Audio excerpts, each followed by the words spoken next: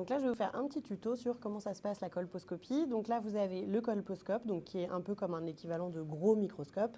Le médecin, il est de ce côté-là, la patiente en face. Ça nous permet de regarder et c'est un zoom. Donc là, on a des niveaux de zoom différents.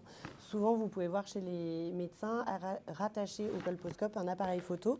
C'est bien évidemment avec votre consentement que le médecin peut être amené à prendre des photos uniquement de l'aspect de votre col avec les différents colorants. C'est quelque chose qui peut nous aider pour le suivi, pour comparer les images au fur et à mesure s'il y a un suivi qui est indiqué.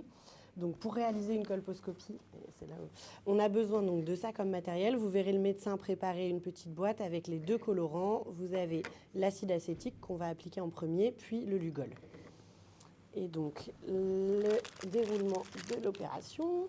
Donc la patiente est installée. Une fois qu'elle est bien installée et qu'elle est d'accord, on va introduire le spéculum.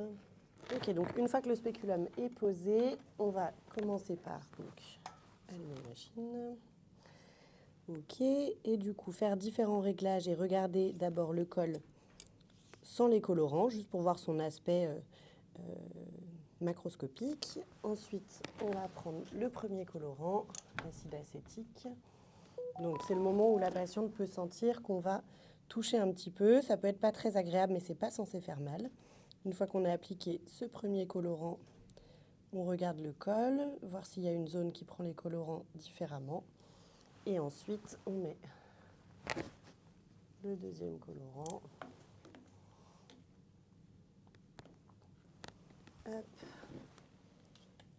Parfait. Nickel.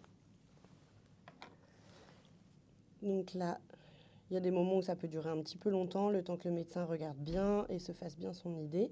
Et donc s'il retrouve une zone qui lui paraît suspecte, c'est le moment où le médecin peut réaliser une biopsie. C'est un moment qui n'est pas très agréable, mais ce n'est pas censé faire mal parce que le col n'est pas particulièrement innervé. Donc vous n'allez pas avoir de douleur au moment de la réalisation de la biopsie. Une fois que c'est fini, on enlève le spéculum. C'est possible que dans les suites de la colposcopie, vous ayez quelques petites douleurs et quelques petits saignements et notamment des pertes marron. Ça, c'est le deuxième colorant qui peut s'éliminer.